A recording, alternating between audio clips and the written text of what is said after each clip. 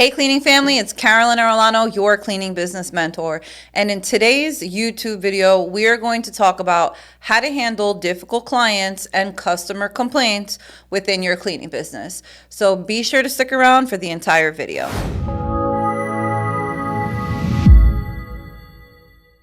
Hello everyone, and welcome back to my channel.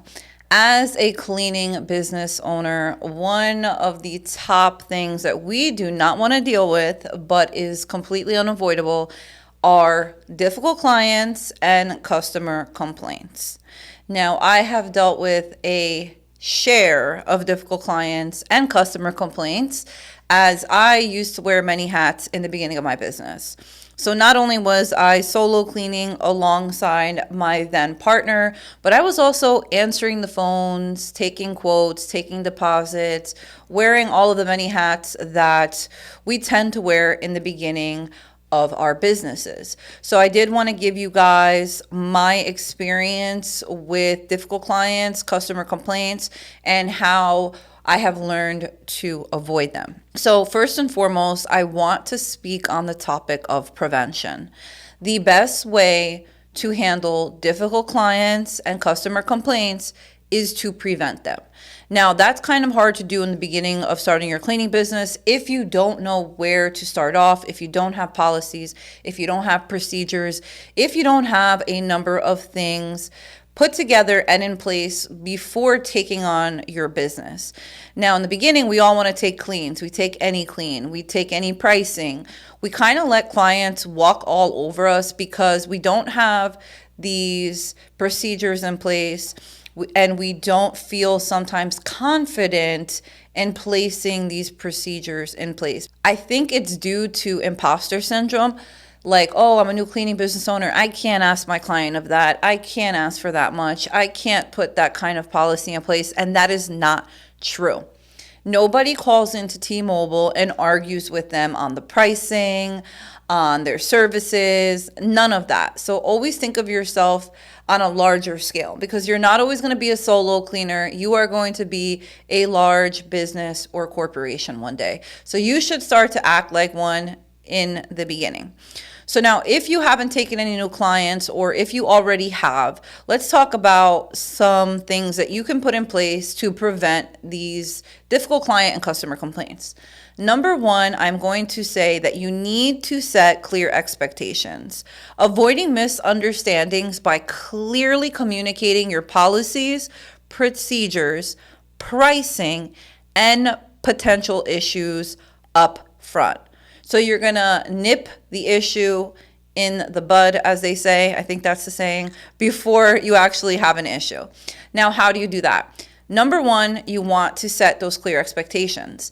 I always suggest having a professional website for your cleaning business, not just a professional website, but a website that has individual pages for all the different types of cleanings. So if you're offering standard cleaning, deep cleaning, move in, move out, post-construction, all of these different types of cleanings, janitorial, you want to have an individual page for each service. That way you can clearly list out what is included. So on our deep cleaning page, we have our checklist, move out cleaning page, our checklist. On each one of those pages, we have our extras listed. We also have an FAQ page where everything combined is on this frequently asked page. You know, our 2-hour window for arrival, our hourly rate, our estimate, what is expected from our customers, right? They have to have the house picked up, you know, what is expected of our cleaning technicians, and really spelling out all of this information multiple times throughout your website. If you guys don't have a website and you are interested in web design services, please check out the link in the description of this YouTube video. Fill out a form. It's 100% free, and we will get back to you with a quote, as we do provide web design services, in particular for cleaning businesses. We also do help build instant quoting and booking forms through ZenMaid. So again, if you're interested, you can use the same form that I mentioned to fill that out, and we'll get back to you with a free quote. And there's also going to be a link for you guys for a free 14-day trial to ZenMaid, because we are going to talk about that next. So not only do we have our checklist and our expectations listed on each individual page of our website, but when our client moves forward to the instant quoting and booking form, we reiterate or repeat the same information. This is an estimate. We charge X amount per hour. This is what is included. Anything that is extra needs to be checked off in the extra section. We require a 25% non-refundable deposit. We will use the card on file to charge for the balance immediately after the clean is complete. We have our rescheduling policy on there. We have our cancellation policy, deposit policy, which I mentioned, our hourly rate, which I mentioned. And we also have customer guidelines that we provide to our clients when we send them out an official quote through ZenMaid. If you guys are interested in any internal forms for your cleaning business, I am also going to link in the description of this video a link to our internal form bundles. Hey cleaning family, if you guys are interested in learning on how to start or grow your current cleaning business to multiple six figures, please check out my website, www.cleaningbusinessmentor.com, where you will find a number of online courses, internal forms, one-on-one mentoring and coaching calls with myself, as well as a number of other digital online products for the growing cleaning business owner.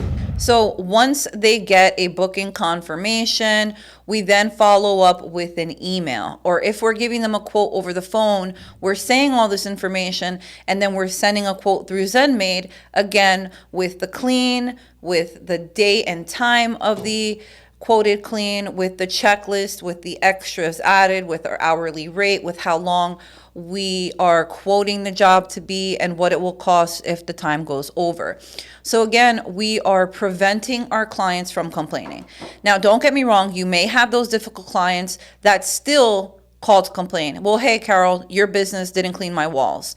But this is why having all of this information is so important.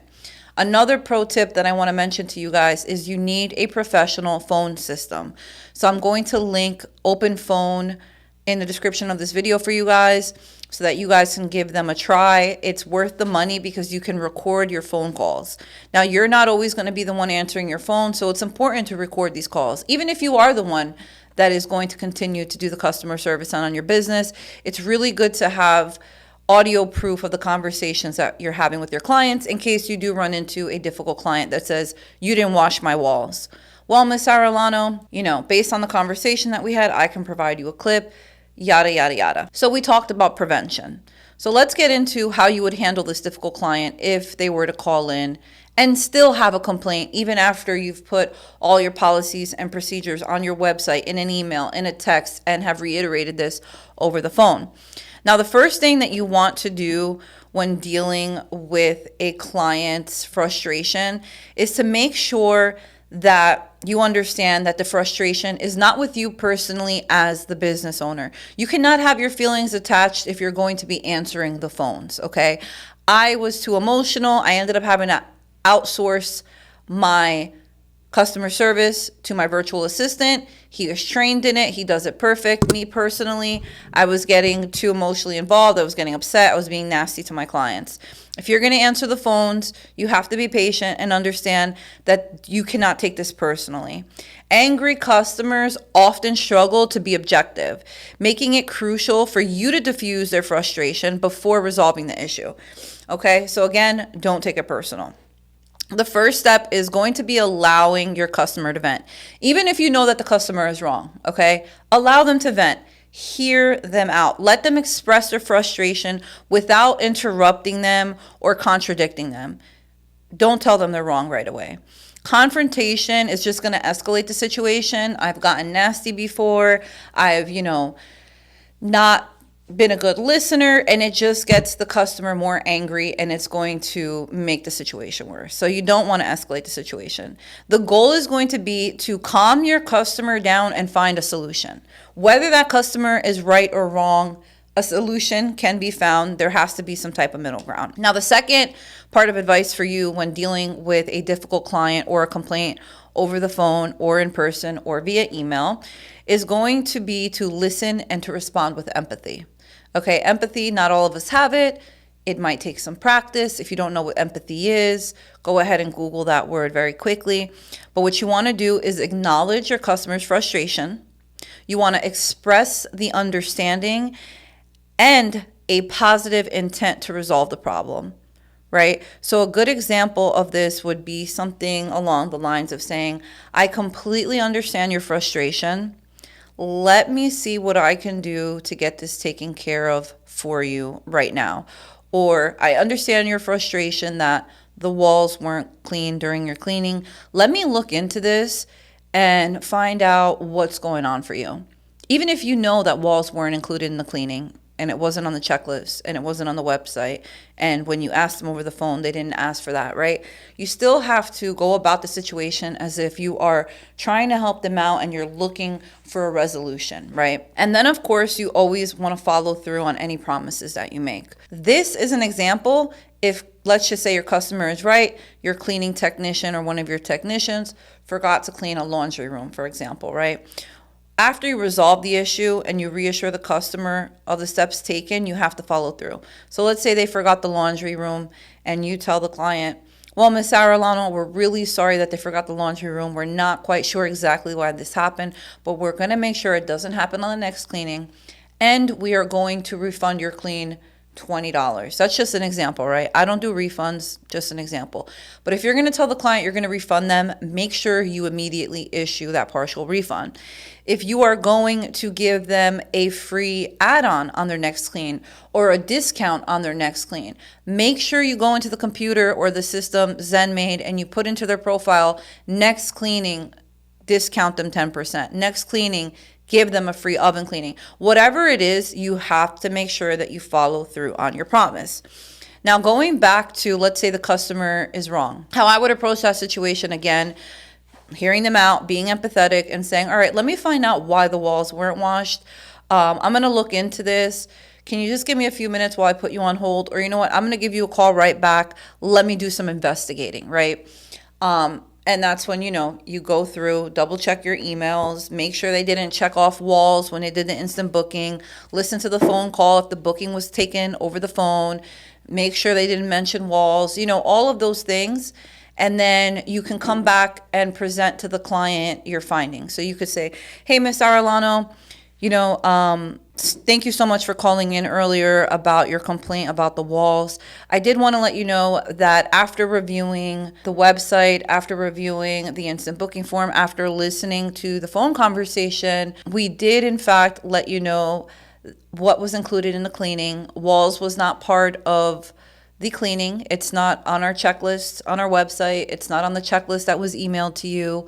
So unfortunately, since that wasn't checked off or that wasn't added onto your clean at the time of booking, that wasn't included in the clean. However, we do have a team available for you at 9 a.m. tomorrow morning that can come wash the walls.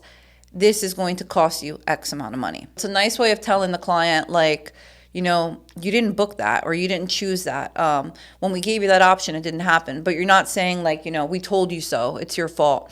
It's more of you looking into things, right? Nobody ever in the history of humanity likes to get told that they're wrong, right? So even if you know you're right, one of the best lines that you can use when speaking to somebody when you believe that they're wrong is, and you're not, right? And I was listening to How to Gain Friends and Influence People by Dale Carnegie. It's an awesome audiobook or read for you guys. But what he says in his book is that you can tell somebody, hey, look, Miss Arellano, I'm often wrong. So I am going to go ahead and double check that I didn't misspeak on the subject. And I'm going to get right back to you. Let me do some investigating. Okay, so again, it's admitting that nobody's perfect, that you're not perfect, that you could be wrong, that you're often wrong, and you're going to look into this. So that's one way to diffuse the situation. But for the most part, when dealing with clients, difficult clients, My best piece of advice to you guys as a cleaning business owner myself is prevention. Okay, so having your policies, your procedures, your customer guidelines all spelled out for your clients on your website, via email, with that follow-up text, over the phone, like literally saying things over and over and over again, visually showing them the expectations, letting them know from the beginning, hey, your clean is estimated to take this long. If it goes past this time, it's going to be at an additional, right? This is my deposit policy. It's non-refundable. Without a deposit, you can't book, and so forth. And again, you guys, I hope that this video was educational and informational. If you guys want to learn more about our customer guideline bundles, about these Zen-made booking forms, about open phone, please be sure to check the links in the description of this YouTube video. Please be sure to give me a like, a subscribe, and please hit that notification bell. That way you guys are notified each and every time I upload a new video.